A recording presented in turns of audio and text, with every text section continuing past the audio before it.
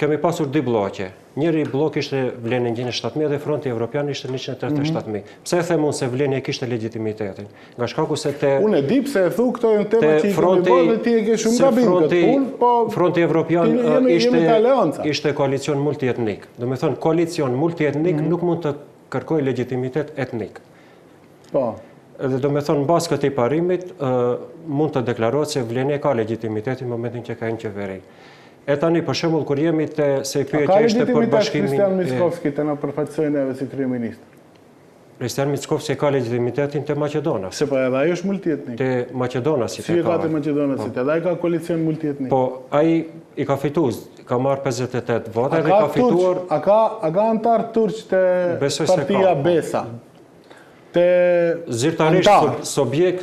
Antar, a ka antar? Jo, ama subjekt politik nuk ka.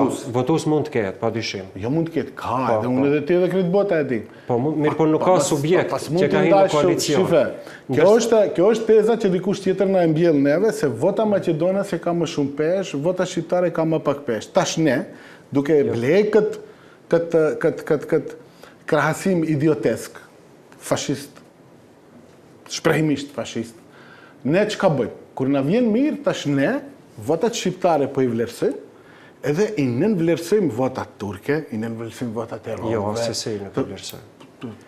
Pak para, se më thaj se nuk mund ti t'kesh legitimitet, se pas ke marrë edhe prej tjerëve. Thash legitimitet etnik nuk mund t'i përfaqësoj Maqedonasit, se brenda koalicionit vet ka Sërb, Bosnjak, Turq, krejt çka jemi këtu. Atëherë edhe ai nuk mund t'i përfaqësoj Maqedonasit. Atëherë edhe ai nuk mund të folje, nuk mund të thotë se Bujar Osmani më